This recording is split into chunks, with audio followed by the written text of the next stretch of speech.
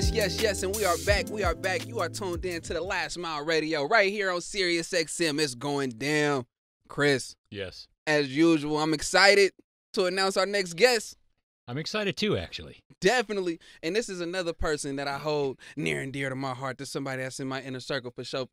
But who we got in the house today, like teeth in your mouth today, is my boy Earlonne Woods. It's going down. Welcome in the building, man. Thank you, man. Appreciate being here for sure. Oh, it's great to have you here. Definitely. Absolutely. I gotta give a little background on you real quick. You know what I'm saying? You gonna like this. Like this. Right. So let me tell y'all about my boy Earlonne.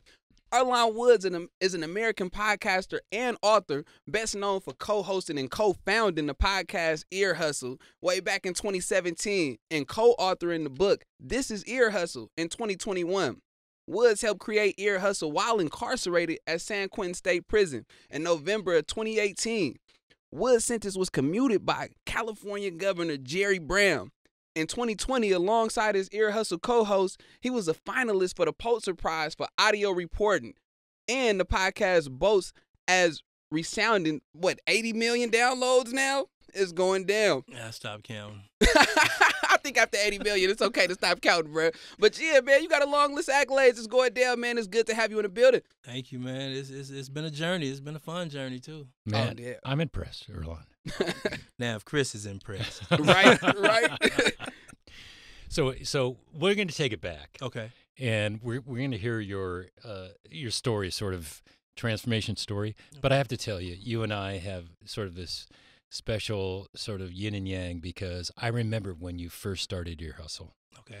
And you're sitting in the back room in San Quentin in the media center back there. Right. And you got your little whiteboard back there with the, putting on numbers and so forth. And, you had just started this. And you're putting these numbers up that didn't seem real. I'm like, come on, Earlonne, really? Stop the cap. What was that first number? When you launched Ear Hustle, in Ear Hustle, we'll talk about what it is. Mm-hmm. But when you launched that, how many downloads did you have right out the gate? The first month we put out 2 episodes, was 1.5 million downloads. Wow. And at first I didn't know what a successful podcast had looked like, and I was asking PRX team, and they was like, well, if you get 20,000 downloads, that's successful. That's pretty good. That's pretty good. And I'm like, nah, we gonna hit 1 million. They was like, nah, that's that's kind of thinking out there. I'm like, yeah. And then when we hit it, they was like, you was clairvoyant. You know what I'm saying? Like, you seen it. I'm like, right. I'm looking at it from the point of view where you got at least 2-point-something million people in prison in the United States alone. And I look at it, if you got like at least 5 people that want to hear something like that, that's a lot of people. Facts. And I think the stories that we do tell is just resonate with a lot of people, even people that's never had any interaction with the system, don't have family members in the system. It's just storytelling, man. And storytelling has been around since the beginning of time, so that's the one thing that people can like relate to. So I think we just came from an angle that individuals hadn't really delved into yet. Yeah, and sometimes the most successful are the simplest. Yeah, and you're telling simple stories, really thoughtful stories, definitely. Just in the yard in San Quentin. Like, what's it like to be in prison, and those type of things really resonated. Right, and I think for a lot of people, again, like I was just saying, that never had nothing to do with the system, and they heard it. And when I'm inside, when I'm inside, I don't know how big it is in society. Yep. And that's why you see me over there writing numbers down, because Lieutenant Robinson, either he would bring them or Nigel would bring the numbers in, the comments in, and all that. So I used to go through all that stuff, and I was really serious about the numbers back then because it meant something to me. Not saying that it don't today, but then inside it really was like, I was like, okay, people are feeling this. They starting to feel this. And then how I really knew that people were gravitating to it was, how they do the tours inside San Quentin? Yep. They never came to where we was at, right? They'd go to the newsroom, and then they be gone. Right. As soon as it got to be a big buzz, all the tours used to come to see what Ear Hustle was doing. Right. They requesting it now. They requesting it now. It was like part of the stop, So that's how I really seen, where it went. And you were, at the time, you were serving a life sentence. At the time I was serving a life sentence, I was serving 31 years to life, plus I had a 26 years to life sentence for attempted second-degree robbery. So you're telling these stories thinking you might never have an opportunity to get out, but you're telling the stories so people can understand what's going inside and what's going on in the life that you're leading. Correct. And it was a trip because just to go back a little bit, Ear Hustle we didn't make Ear Hustle to be for the general public. The Ear Hustle was literally made for people inside of San Quentin. And we had a bigger goal for it to reach all the prisons in California. That was it. Like, when we started on that mission, and like I say, before I knew it, we had an opportunity to enter this contest with PRX and Radiotopia, and we entered this contest. The Lieutenant Robinson at the time, he allowed it. He was like, man, cool. So we entered the contest. It was a pod quest, and out of 1,536 other contestants in 53 different countries, we ended up becoming in the top 10. Wow. And then we got, through interviews, we went down to the top 4. And when we got to the top 4, we had to make 3 pilot episodes. So then we had to figure out, how do you make a podcast? Right. Because we was flossing from the gate, Oh, that's funny. We put out a 1 minute and 56, because the submission was a 2-minute submission of what you would do, what your podcast would look like. Mm-hmm. So we just, we had the reel that we submitted, and I think it was just powerful what we was talking about, So that's how I was looking at it. And to answer your question about like having like a life sentence and still pushing forward, I'm the type, like, I got to San Quentin because of, it was a prison that was, to me, thinking outside the box. Yep. I was on a 10-month lockdown in Centinela State Prison, and I was watching the Discovery Channel. And on the Discovery Channel, they had the San Quentin Film School. Right. And I was like, damn, a prison with a film school, they thinking outside the box. I want to get there. And it took me about 6 years to get there. And when I got there, they didn't have a film school no more, but they had the equipment. Right. So that's when we used to go around the yards or take videos of graduations. And that's how I ended up meeting Nigel Poor, because Nigel Poor was a professor at the college there. And she came over and wanted to do a documentary. And they didn't have like the proper place to house all the footage. So we started thinking about audio. Let's do audio. Yeah. And that's how we started with the local KLW and all that. But I think just trying to keep doing something that was more positive, that was my outlook. That's deep. That's deep.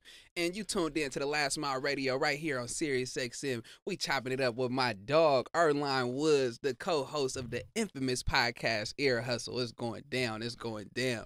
So I want to backtrack just a little bit. So prior to getting to prison, I want to know just a little bit about the journey on how you got to prison. Whew. So I think I grew up in the hood like a lot of individuals, had the option or the opportunities to do different things, but I chose to, delve into gangs. And, I started out like selling drugs, I started out selling weed when I was like about probably 13, 14 joints and stuff. And then I remember one of my friends came to me, he was like, he said, man, this is $500 in this little bag. And it was like a bag of like maybe a few little rocks, and it was crack cocaine. And that was the first time I ever seen it. And I'm like, $500, we selling joints for $1. I'm like, you serious? And we only selling the joints to go get something to eat type stuff, Right. And that was the beginning of me jumping into the crack era. And then once I, was selling drugs, my brother and them, they were like robbing like big time drug dealers. So I switched from selling drugs and started robbing drug dealers with them at 15.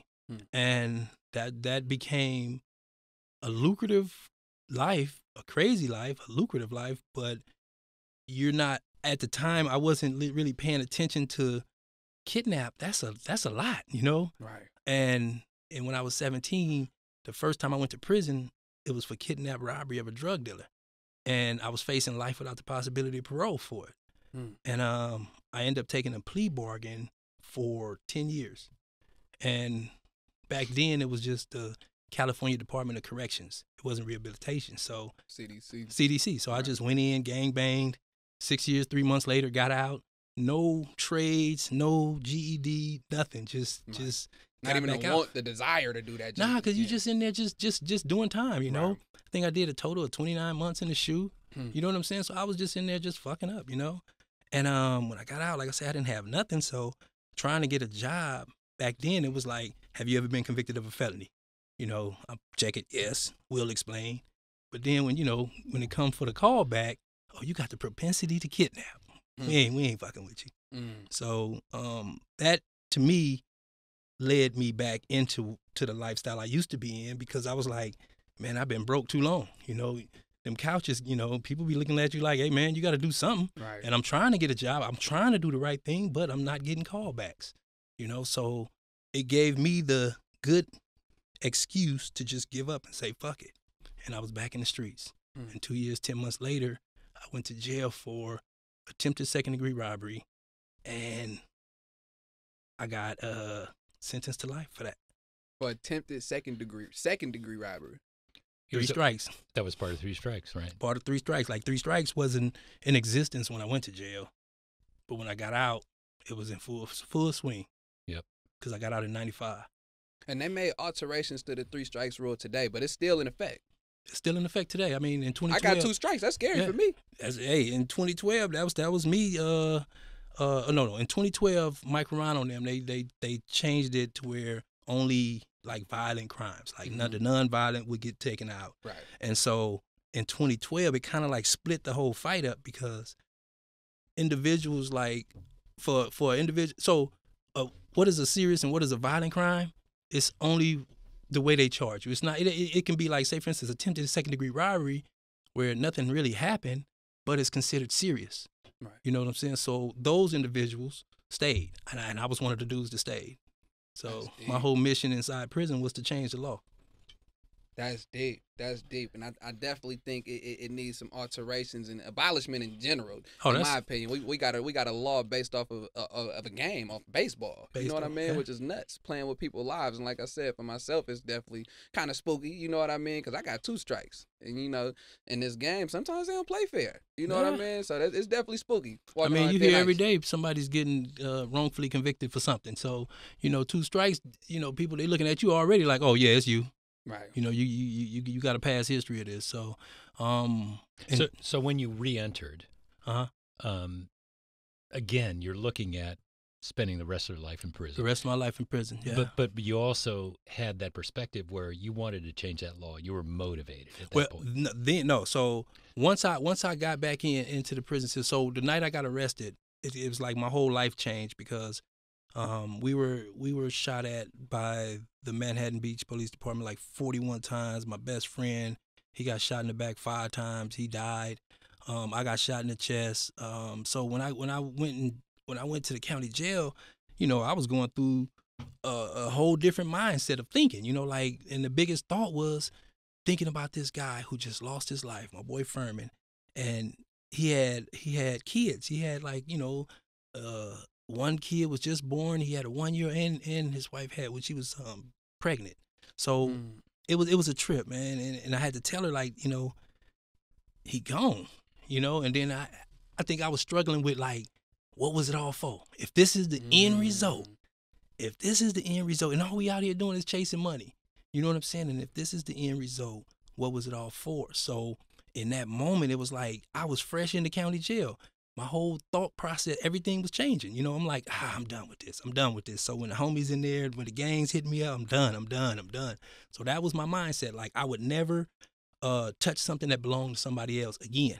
You know what I'm saying? And I thought at that time that I was done. Like, just, I'm good. But when I got to San Quentin, they had restorative justice classes. And I was in one of those, and I went to one of those symposiums, and I sat down with a few crime survivors. And I sat down with a lot of people, and we just started having these conversations, and I started seeing it different. You know what I'm saying? I started seeing, like, man, that could have been my mama, that could have been my sister, that could have been my brother. You know what I'm saying? So even though I changed my mindset when I first went in, the interaction maybe 14 years later with those groups, the restorative justice is what really like just locked it in. Like I'm done. No sense of empathy gain. Yeah, that's big. That's big. So did that play in when you were thinking about doing Ear Hustle, when you were thinking about doing this? Did that play in your mind also, because you're telling these stories about what's going on inside and the empathy that you have for those that are serving with you? Did you have sort of a cathartic idea that was going to help you and have some sort of extended benefit? Well, I think when you see something that's like positive, you just entrench yourself and you learn everything you can. You know what I'm saying? So I didn't look at it from how beneficial it would be, for people being able to hear stories that may affect them in a certain way. I wasn't looking at it like that. I was looking at it from the point of view of, man, if we're doing these stories and they're getting out, cool. And then I started looking at it like, oh, this stuff is really, resonating with people, and it's really, really, really helping people, is bringing empathy to this system, and I started really, I started understanding that when those tours was coming in. I started understanding that when I went from only getting like 5 letters a month to damn near 300 a month. Wow. From classes, from colleges, from judges. I had federal judges writing me. It was a trip. It was like, damn. Because I literally thought everybody knew what was going on in prison. Right. You know what I'm saying? But at the end of the day, the real deal is once a person is, especially if you're in the media, once the person is convicted and they had you in the courtroom and you convicted, that's it. That's all you hear of that person. You know what I'm saying? You don't hear nothing else. So you always thinking of the bad of a person that done something, like they're not going to change. But, it's almost like if we go back to everybody in here being 18 years old and now they 50. Right. You done changed in that time. Right. You know what I'm saying? So it's the same thing in prison. People change, and especially when you got an environment that just pushes change. Right. Because I think a lot of people in a lot of different prisons all over California, all over the United States, if they have opportunities, they'll jump in them. Right. And y'all deal with coding in a lot of prisons in a lot of states, and y'all see it. Yep. Y'all see the results of it. Even I was just in CIW not too long ago, coding in there. In women's prison, what I'm saying? We have 2 last mile classrooms in CIW. I was in there. Well, you mentioned before you went in prison when it was CDC. Yeah. And then they added the R later. Added the R. And now, for a while, there was kind of a joke. The R was silent. Definitely. But now we're starting to see that traction. Yes. And we are going across the country with our program and seeing how it resonates in all these different states. Every state's different, right? Right. Different laws, different whatnot. But there's a common thread. Common thread. So I'm going to ask you, when you're getting these letters, was there a common thread amongst those letters that really resonated with people? I love that question. Yeah, I mean, it's a deep. I think it was more of, I didn't know it was like this, or I didn't know what people go through. You know what I'm saying? And I'm talking about, these letters are not just coming from like just colleges and high. They coming from survivors of crime. Yeah. Right. You know what I'm saying? Like I would have, I remember, I'll give you a good example. Bassinger. Bassinger. Absolutely. So can I give a background before you tell it? Yeah. I love the story. So Indiana was the first state that we expanded the last mile. So the governor was very interested in what we were doing, Governor Holcomb, who's become a huge supporter and friend of the last mile. This was 5-6 years ago. Right. And he sent 2 guys, Rob Carter and Jim Bassinger. They were both, commissioners in Indiana. Both look kind of hard-ass, right? Definitely. Both very stoic. Yep. And we're taking them through they came to San Quentin to do their due diligence. And we go through the lab where the computer program is. Media center, yeah. And Bassinger says, "Isn't this where Ear Hustle is recorded?" And he didn't say anything else. Right. So I said, "Yeah, we can go across the prison yard and we can walk to the media center where Ear Hustle is." We walk there, San Quentin News, hi. Where's Ear Hustle? As a matter of fact, Earlonne Woods, the co-founder of that, is here. He says, "No, Earlonne's here." And remember, these guys are stoic and 25 years in careers. Yeah. You know what I'm saying? Yeah. We open the door, there you are, and he turned into a fanboy like I'd never seen. Which he will admit, by the way, too. On the real, he when he told the story, he said the same thing. He definitely turned into a fanboy. So what was your take on that whole thing? This was my take, and he said it and he said it clean. He said, "Look, man, if the prisoners sent me a request," he said, "Now I done been a correctional officer, I did all that. Now I'm a commissioner. You know what I'm saying?" He said, "If they sent me something saying that they wanted to start a podcast," he said, "I'd have balled it up and threw it in the trash." He said, "I wouldn't have went for that." He said, "But listening to Ear Hustle kind of gave me like a inside track on what was going on with the individuals that they serve." You know what I'm saying? So it was like, he's like, now it made me just shift because I was able to just like really relate with people. You know, so that was deep, you know, coming from a cat, like you said, looked like, you know, he's the, you know. Another example why you definitely look like a cop, for sure. That's another example why, like, you know, just don't judge a book by its cover. Because I would have did the same thing. I'm going to be real. Like, when I met Jim, I would have assumed the same thing until chopping it up with him and everything. You know what I mean? So it's definitely a pleasant surprise. It is. And Indiana's turned out to be such an extraordinary partner that we're launching our new programs there because they're open to anything. Yeah. And I'm telling you, part of his experience with Ear Hustle and seeing the benefit of that has really opened their eyes. That's the first place that we started our audio video production program was in Indiana because they were receptive to that. Right. And so people, that benefit is huge. Yeah, people do love what y'all do. You know, like I was just recently in Pelican Bay. Cats was walking around with laptops. Man, you know what I'm saying? That's in wild. The last mile program code, and I'm like, that's what's up, you know. And we talking about cats that probably served 30 years in the shoe. You know what I'm saying? And they out doing their thing. So, you know, I think individuals definitely would take advantage of any opportunity that's given to them. But yeah, tell Bassinger I said what's up. I will do that. Yeah, yeah. We communicate pretty frequently. We were there recently. We did a visit with Curtis 50 Cent Jackson. He came Seen in. That. Shout out 50. Yeah, and it just shows like we wanted to take Curtis to a place that was really progressive. Right. Not to say that California isn't, but you know, I do think we could take a page out their book though. Yeah, I mean it's definitely. and it also like you know there's this book by its cover thing about coming from a progressive West Coast Bay Area liberal Democrat and going to a very red state and thinking, well, they're not going to think the same way that we do. Matter of fact, they do, and even more so. So, you know, it's one of those things where we're learning so much about, you know, how we can make progress, but also cross party lines, that type of thing, right? Definitely. I mean, this issue is so bipartisan. You find that too when you're out today because you speak a lot to a lot of people. Yeah, it is a trip. Even like, you know, when we started it, I think one of Nigel, who's the co-host, one of her missions was like, you know, incarcerated people and volunteers can work together as colleagues and ain't nothing bad gonna happen. Right. You know what I'm saying? Because, you know, of course the prison is gonna always think something bad is gonna happen. And nothing bad is gonna happen. You know what I'm saying? And I think if a lot of other prisons say yes to a lot of things, you know, it'll change the whole dynamic, you know? Because, you know, individuals got a lot of time in prison to learn something. So, again, if there's opportunities, cats gon' cling to it because people want to do better, you know? That's right. People want to do better, so.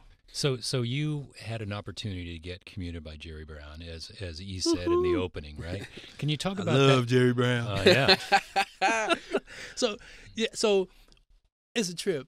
When Ear Hustle happened, like I say, you know, it became, you know, a big thing when I was still inside, you know, and it was a volunteer by the name of Alex Malik, and she was like, "Hey man, you doing all the right stuff, you doing all the work.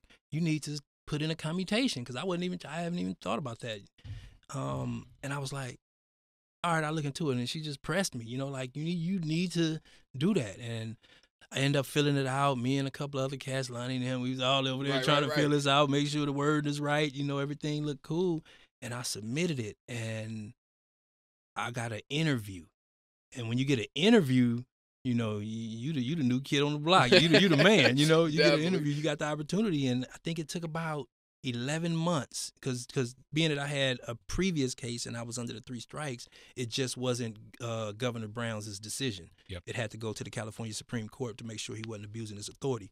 So once everything was good, November 21st, 2018, I got that call from the governor's office. They called me up to that captain's porch. You know, you get the call to the captain's porch. Right. You know, that's the walk. For sure. And yeah, they said we just wanted to let you know that Governor Brown commuted your sentence and you would be released immediately. I was like, right now? And just to think, this was 4.5 years ago. Right. You know, and my first parole date, had I stayed in prison, is November 2028. Wow. That's deep. You know what I'm saying? We ain't even got there yet. That's only when you're not getting out. That's to just go in there to see if I can, you know, explain myself. Can I show, you know, my defects? Can I explain them? Can I, you know, talk about criminal thinking? Can I talk about this? Can I talk about that? You know, so I could have went in there and got slammed, or I could have went in there with a 115 previously and got slammed, which is a rule violation, you know. So it was just 2028 was just my first appearance. Right. It wasn't set in stone that I was gonna get out. That's wild. So we talk a lot about go mode. Go mode, like when you get out, there's a lot of things to do. Mm-hmm. Oh, in go mode for sure. I mean, I know you're in go mode. I know you. I know you're in go mode. So how did you got out? I mean, that's unexpected. Right. So how did you do that and continue? Because you continue with your hustle today. Correct. How did you deal with that? That's got to be really sort of daunting, right? It's a trip, you know, and Maserati, you probably can speak to this. It's a trip how, you know, when you go to jail, you like in suspended animation. And you in prison, you in suspended animation. The land of oblivion, as Yeah, I call it's like, and once you step out of prison, it's like you never been. I mean, it's like all that time just went to the side. So when I got out, it was almost like I just got back into not what I was doing, but just right back. Like as soon as we went to breakfast, it was like, hey, what's happening? You know? It's interesting because we had Harry O in here, mm-hmm. and Harry O served 33 years. 30, yeah. And he said he got out of prison. Mm-hmm. He was commuted by President Trump. Right. And he was driving down Pacific Coast Highway, and at about 30 minutes of the ride, he's like, hey, I just felt like I went to the store. You know, I'm like, I felt normal. So it's interesting you say the same thing. It's I think with me, the only thing I can say that is a effect, a lasting effect. And I think it happened the first time is I went to prison when I was 17. I got out when I was 23, but mentally I was still 17. Yeah. Right. You know, it's almost like you stun it a little bit, you know, and I think even now, like people that go, whatever age you go to jail or prison, whatever, when you get out, you technically still that age, even though you've probably advanced 30 years. You know what I'm saying? It's pieces of that still there. Yeah, you still think the same. Like, it's just like, say, for instance, if I went to jail at 25 and I got out at 70, you know, it's crazy to say this, but will, you know, people my age be attractive to me? Because my mind ain't there. You know what I'm saying? I've been in this sterile environment for so long, you know. And yes, I've grown age-wise, but mentally I'm stuck here. Even though I might get wiser, but I'm stuck in that I don't have no experience. Right. You know, I don't have that society experience everybody else got that's my age. Yep. You know? I went down at 17. I could definitely relate that. I committed my crime at 17 and was incarcerated from the age of 17 to 26. And like you say, it is a lot of growth there, but it is a lot of times I find myself now reflecting. And it's like, damn, this is how I felt when I was a kid prior to prison. Like, damn, I got some processing still to do here. You know what I mean? So I definitely can relate to that. And it's just like anybody that you run into from your past, you can tell them like the last memory they had on the streets. For sure. And they're like, man, how you remember that? For sure. That was my last memory. Everything else was in blue. Right. Real talk. Nah, definitely. That's something that definitely I could relate to, and that resonates heavily with me for sure. Definitely. And you are tuned in to the Last Mile Radio right here on Sirius XM. We chopping it up with my bro, the big dog, Earlonne Woods, the co-host of the infamous podcast Ear Hustle. It's going down. Does that still excite you when you hear that? Definitely. Hell yeah. Man. Yeah, take these flowers, man. Let me get take these flowers, man. I appreciate it, man, because I just pass them on. That's what my position is. My position now is like, you know, I was just talking to juvenile individuals in juvenile hall, you know what I'm saying? And they questions was like, well, what is prison gonna be like? What should I do? What should we, you know, what's the takeaway? And my whole thing is the takeaway is, look, man, you know, evidently, you know, you messed up to get into the position you in. So don't continue that path. You know what I'm saying? When you get to prison, don't allow other individuals to dictate your program. Don't allow, you know, and it's kind of hard. I tell them it's hard. What I'm saying is hard. You just got to make it in within yourself to say, hey, man, I'm done. Right. Because who is more important? people in prison or your family. Right. You know what I'm saying? Because people in prison gonna keep you in prison forever. If you go down that road, they're gonna keep you there forever. So you just gotta. My whole thing with them is you just gotta, man up and control your own destinies. I think another thing with that too is really understanding that these conditions don't define who we are. Definitely. Like when you're in a state of incarceration, especially at an early age, because I think it's real easy to adopt that mind frame of this now defines me. You know what I mean? I want to be the hardest dude. I want to do this. I want to do that. But all that don't mean nothing out here. Damn thing. So you are continuing with your hustle. Definitely. You wrote a book. During COVID. I had something to do. My boy is an author. So tell us what Earlonne Woods is going to be doing in the future. What's happening to continue this dramatic and powerful story? So one of the missions I've been on, like we was talking about 3 strikes earlier, when I was in prison and my appeals was final, everything was done, I used to go to the law library and start following up on government code, which government code was how initiatives are done, because that's what I was in prison for. Most of the people that get a lot of time, it's not because the legislature give it to you, it's because of these initiatives that, voters vote in, So my whole mission is like to end that law. And I hope I can end it in the next year because I think I'm going to retire from the criminal justice world. That's what I've been telling people. I was like, look, I look at it like this. In the criminal justice world, you can do a lot of work. You definitely boots to the ground, do a lot of work. But I want to be a philanthropist and do work that way. You know what I'm saying? So it's hard to do that when you still boots on the ground, and you're at a certain level. So I got to step out that road for a minute and come back to it. So one of my missions is to definitely end California 3 strikes law. Yeah. And the cold part is just a money game. You get the signatures, get on the ballot, and let the voters go. Right. But it's just getting on the ballot, getting the signatures. That's an organization I started, which was Choose One. Right. And is that what you're rocking right now? Yeah, it's an acronym. And the acronym is Could Hip Hop Overthrow Oppressive Sentencing Enactments? Wow. And it's hard. One more time. Could hip hop overthrow oppressive sentencing enactments? And my whole thinking was like, a lot of stuff that's in the music, a lot of stuff that's in all that is really, people, you look at some of that stuff and then you aspire, you want to be that. But you can't go down that road, so you go down a whole different road. Right. So in my thinking in prison, I'm like, well, yeah, the hip-hop cats, they going to come save us. They going to put up a couple of dollars, get these signatures. Man, I ain't heard a peep. Yeah. Well, they definitely going to hear you now. But surely, hopefully they come knocking at the door. I ain't heard a peep. So we like to end our interviews. We could go on forever, but we have a time limitation. We got time. You know from doing a podcast, you can't talk forever. Did you know when I first started? I thought you could. I thought you just sit there. No, seriously. I literally thought Nigel set me up, brought me this one podcast called Snap Judgment. And I'm like, Shout that's out Snap easy. Judgment. I'm like, that's easy. You just sit there, talk.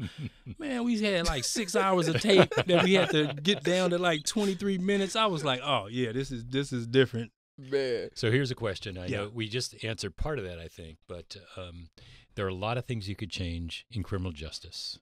If there's one thing that really resonates, let's take the 3 strikes initiative out. What would one of those things really be that sticks out with you that needs to change?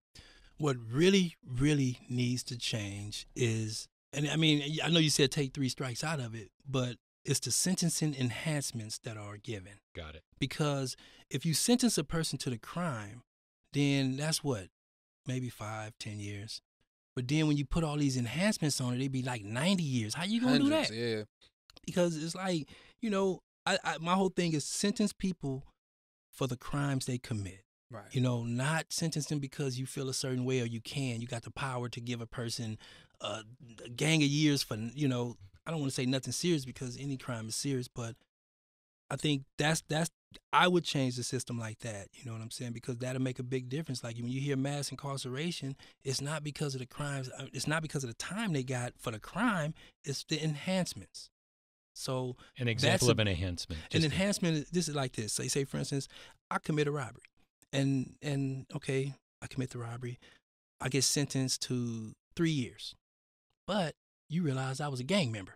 So now you give me 10 years because I'm a gang member. Right. Mandatory 10. You know what I'm saying? A mandatory 10 years. Yep. And then I may have had a gun that had 10 bullets in it. Yep.